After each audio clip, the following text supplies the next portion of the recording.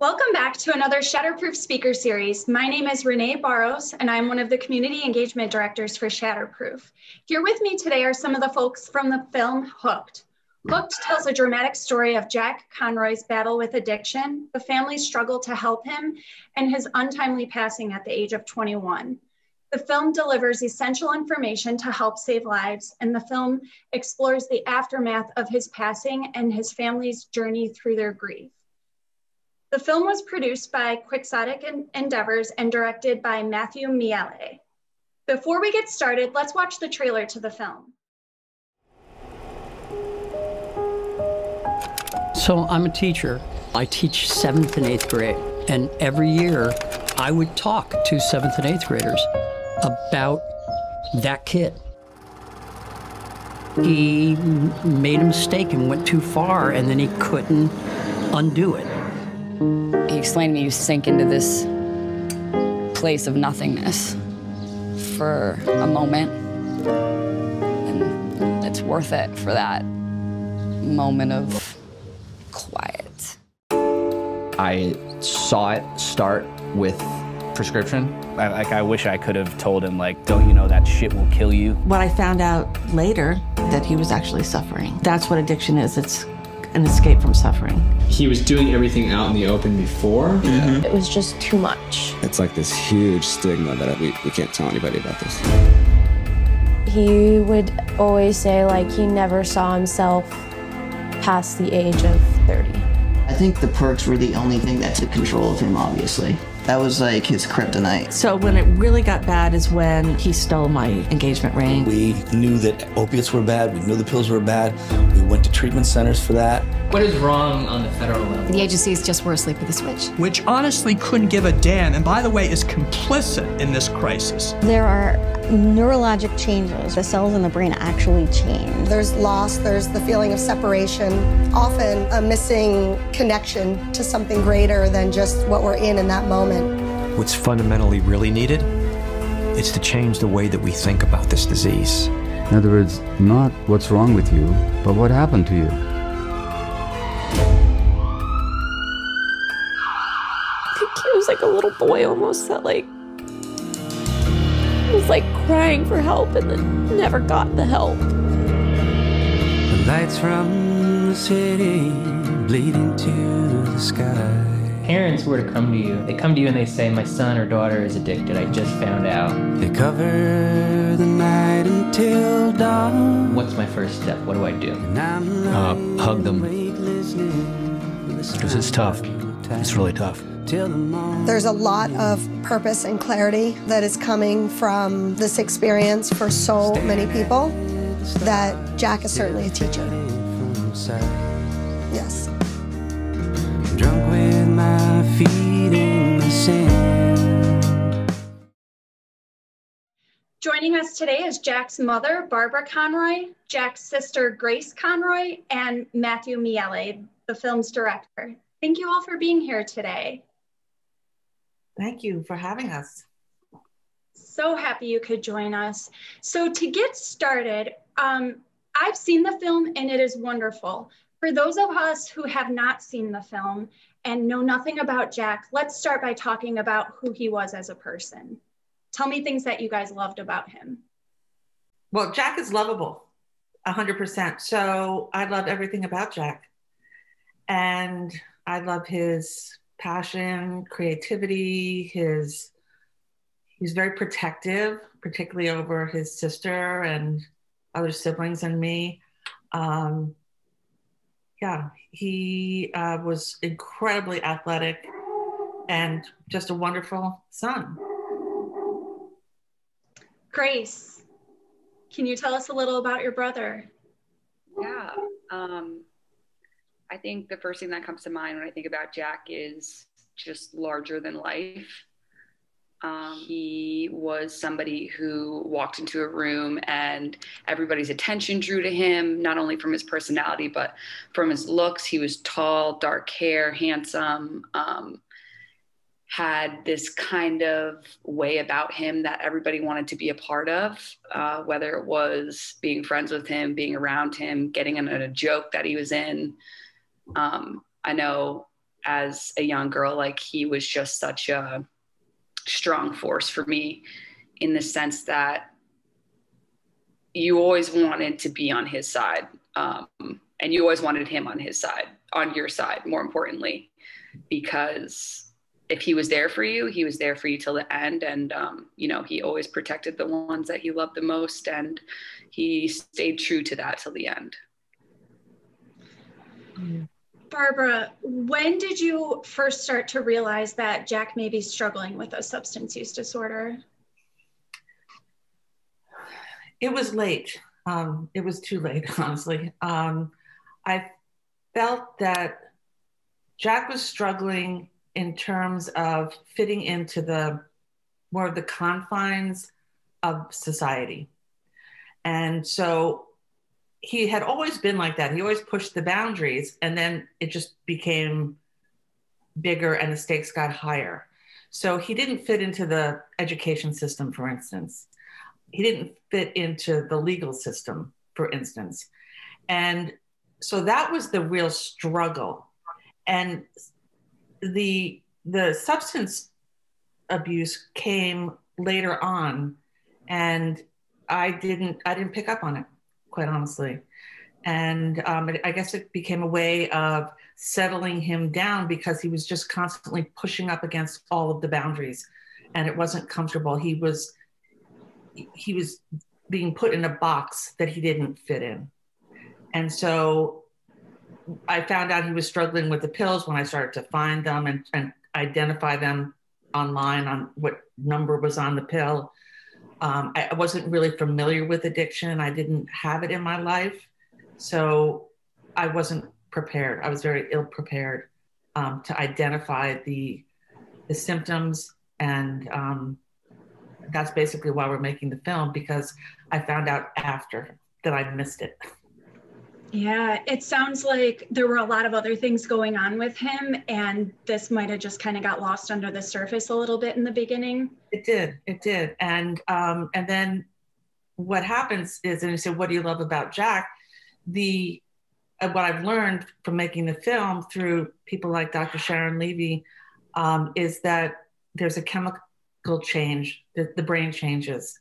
And so that part of Jack that wasn't so lovable wasn't him anymore. Mm-hmm. The drugs had taken over. So, Matthew, in working on the film, I see that in the past you've worked on a lot of big names and legendary brands and things like that. What brought you to want to work on this film?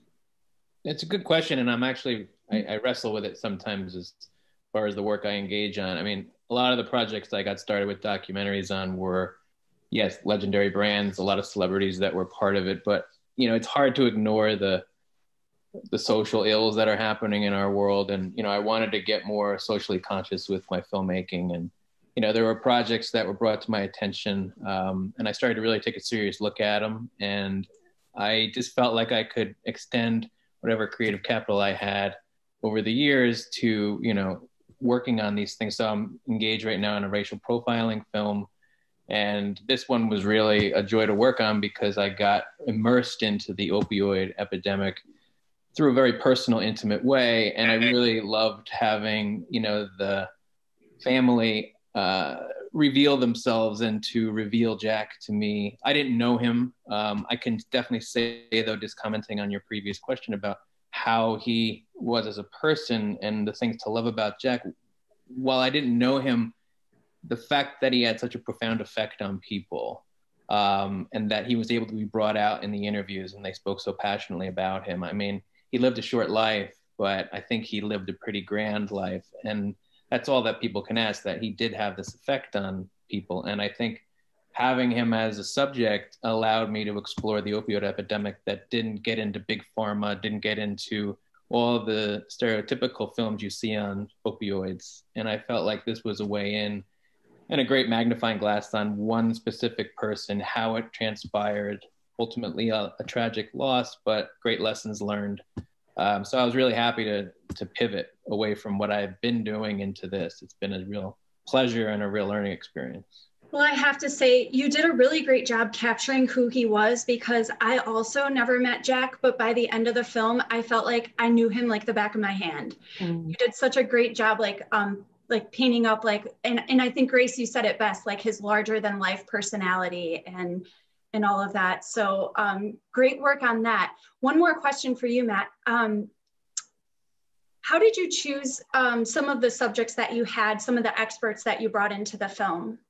Well, that was, a collaboration with Barbara and with Kevin, Jack's dad, and, just different people who worked on the film. Chris Walker, one of the exec producers, Ann Chertoff, a producer. We all kind of discussed together who we should approach. Obviously there's a lot of professionals in this area, but we definitely wanted to bring about the opioid, the therapeutic that exists in the, the alternative drug culture it used to be, but now it's becoming more and more accepted.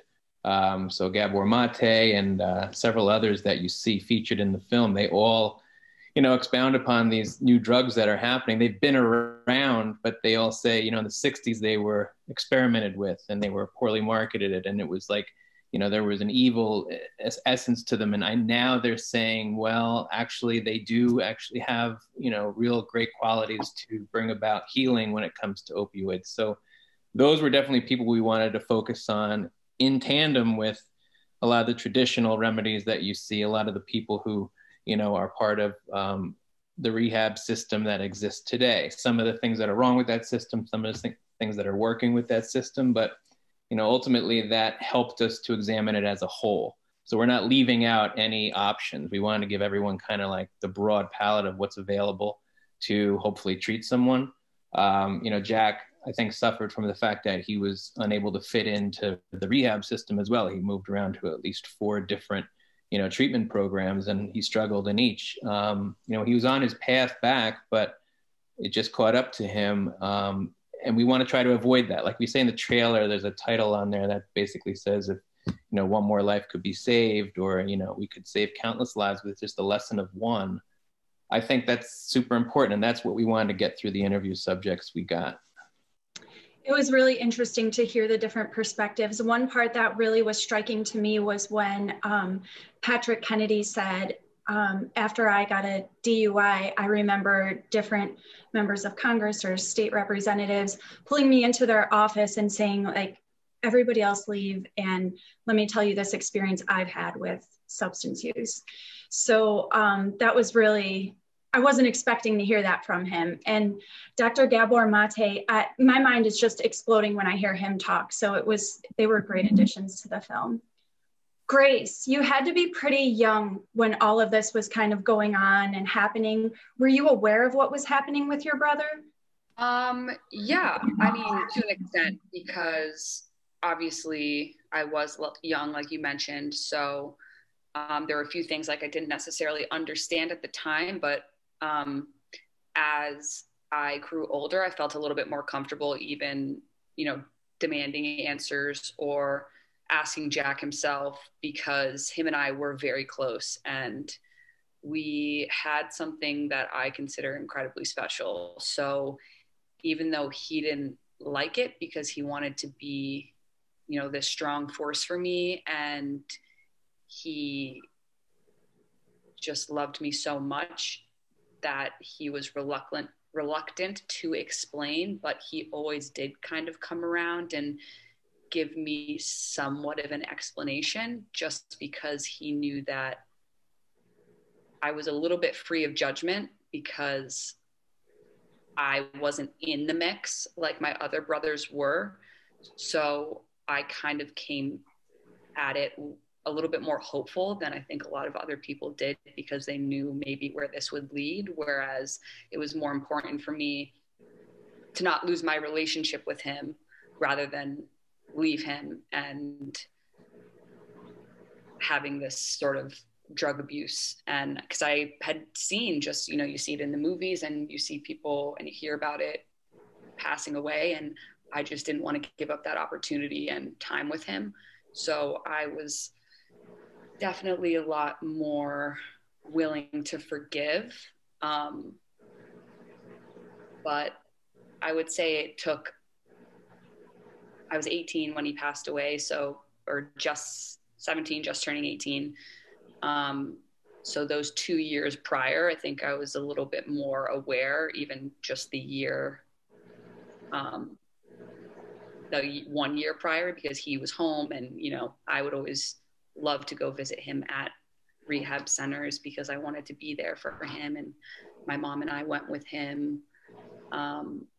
So I was definitely a little bit in the dark, but slowly but surely understanding until the end, kind of, I would say. I would imagine he probably felt that, you said it best, your willingness to forgive, and probably that unconditional love that you had for him. Tell me what advice you would give to other siblings who maybe have other people who might have a sibling suffering with a substance use disorder. Yeah, I mean, even from the film coming out, like my mom said, we released it like on our Facebooks and Instagram. And just from that, we were flooded with people coming forward, thanking for the film, for us speaking up. And a lot of people in my circle that I hadn't known had actually reached out to me saying, you know, thank you guys so much for releasing this film. Like, you have no idea how much it means to people that struggle with this. And hey, I also am have a sibling or a parent, or I struggled. So a lot of people reached out in that sense that they could really connect. And a few people actually asked, you know, I have a sister who's struggling and I don't know what to do. It's very scary. In my opinion, if I could go back, not necessarily, I know you can't change the past, but my mom used to always say this too, like, I would literally handcuff myself to my brother in order so he couldn't like move from me, because people who have addictions, they're sneaky and they're manipulative. So you can't believe, honestly, anything that comes out of their mouth, especially if they're using. And I would say a lot of people use the tactic, and this was one thing that my mom and my family was taught through the recovery programs and rehabs, was to cut everything off. And that can make people who have addiction feel very isolated, and of course, almost, I feel like, would cause them to slip into back into their drug use. So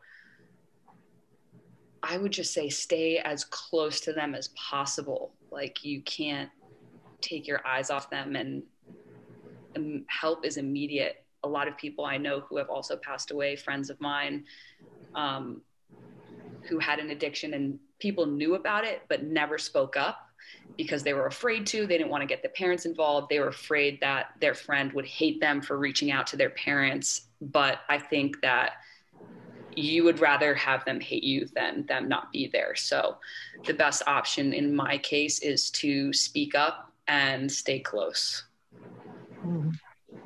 Great advice. Can you, and this is for you, Barbara, as well, can you guys talk a little bit more about the weight of the stigma surrounding addiction? We often hear a lot about stigma affecting the person with the substance use disorder, them being afraid to admit they have a problem or seek treatment because of stigma. Can you talk about the way the stigma impacted you and your family in relation to Jack? Yeah, I'll touch on that. But you're right, it affects not only the person with the disease, but also the family and friends. And, you know, what we really needed was help. We didn't need judgment. And we didn't get that help. And mostly because people don't know what it is. They don't, and even us, we didn't really know what addiction was. But once you find out, and you find out that it's a disease like any other disease, people are more apt to help. So that's why we need to get the information out, get people informed so they can make the right decisions and get the support that they need, because where do we go? There was nowhere to go, not to a neighbor, not even to a family member, because you were kind of ashamed. Where did you go when you were seeking help? Was it the pediatrician or any local organizations? Not organizations necessarily. We had a family counselor, and we went to her. Jack and I would go together. She would help direct us to when we found out how much he was using, and he started to share that he was using that much, on what next steps to take. So that's where we got our advice from the beginning. But we needed family support. Yeah. See that. What is important for you to teach other people about addiction? What is the main goal or message you want people to take away from watching Hooked?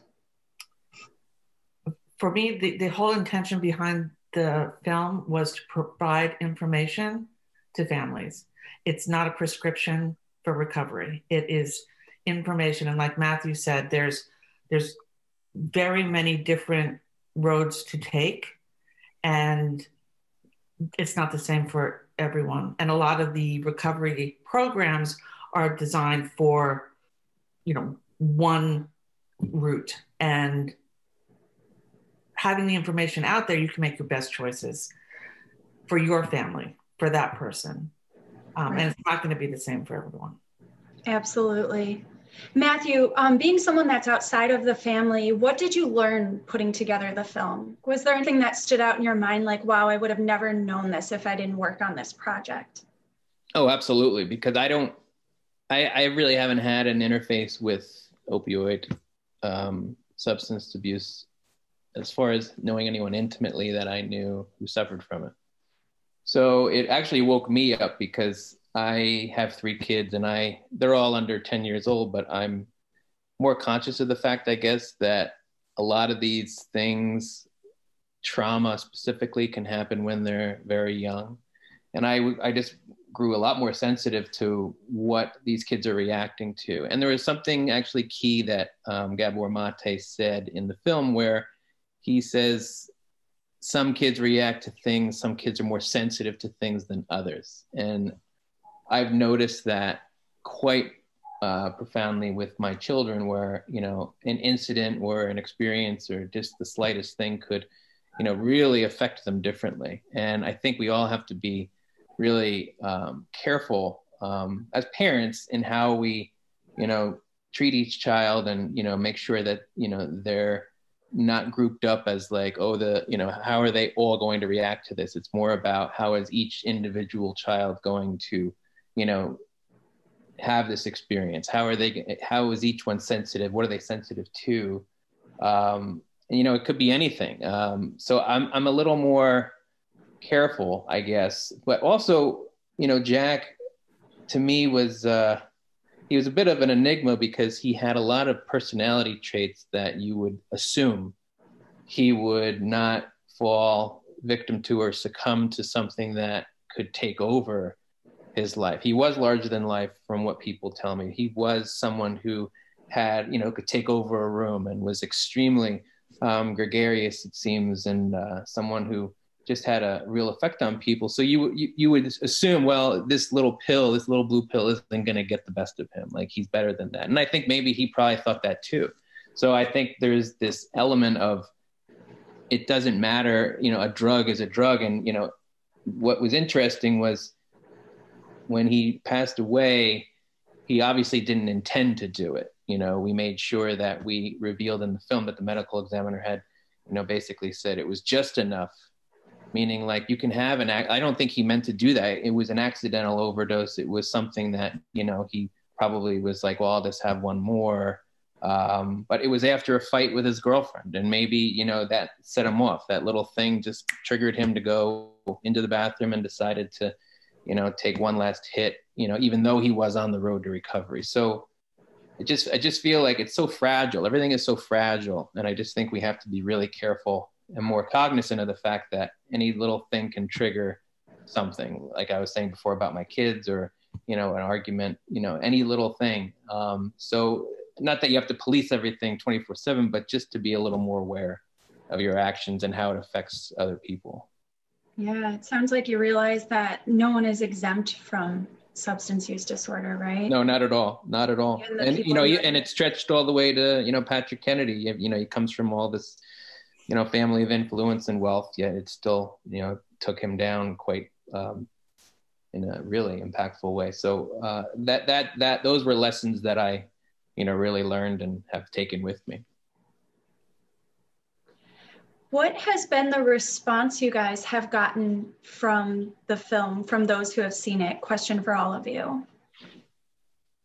Well, Grace mentioned, you know, we had a little sneak peek by putting it on our social media, and I just got a slew of emails, and it's people that, like Grace said, either they've had it in their lives or they have young children like Matthew, so they are now more aware, or it's people suffering from grief. So we've had nothing but rave reviews, and I'm so happy because that's all we wanted to do was get help to people that needed it. And so, yay. Thank you guys. And thanks Shatterproof, you know, has done so much, you know, surrounding stigma and helping families. And we're so proud to be a part of the Shatterproof family. So thank you. Well, we're happy to have you guys doing the work you're doing. You're just helping advance our mission. So yeah. Thank you. Grace, you were going to say something. Yeah, just kind of adding to my mom's point is that I think a lot of people suffer in silence, and watching a family that they might know or know of, you know, have the strength and be brave enough to put their story kind of in the spotlight was pretty inspirational from a lot of people, from what I have heard and people that have reached out to me. And like my mom said, you know, I expected like this was amazing for my friends and stuff like that, which they obviously did and participated and watched and were so incredibly supportive. But a lot of messages that I got were from people that I had never met, I only knew of or had a passing with, or a friend of a friend that just directly connected.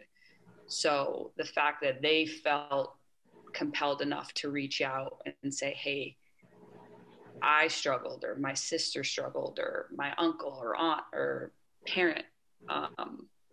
It was all from people who live with or have lived knowing somebody or struggling from addiction themselves. So that was pretty cool. I don't know if cool is the right word, but it was definitely very impactful for me to receive these messages. And I know for my mom, and I know for the rest of my family. Well, having watched the film, I can say that I'm sure from your guys' perspective, even if one family was impacted by it and felt less alone in their struggle with substance use disorder, it was probably worth it. But after watching it, I can tell you that I think you're going to change a lot of lives with the film.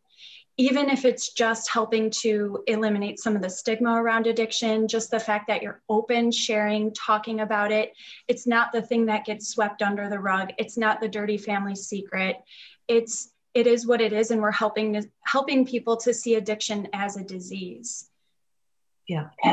Get the treatment that they need and everything else. So thank you guys so much for taking time out of your day to chat with me about this. If you would like to watch Hooked, click on the link and use the discount code Shatterproof to watch the film at a discounted rate of $15. Thank you guys again for being here today. Thank you, Renee. Thank you. Thank you guys so much.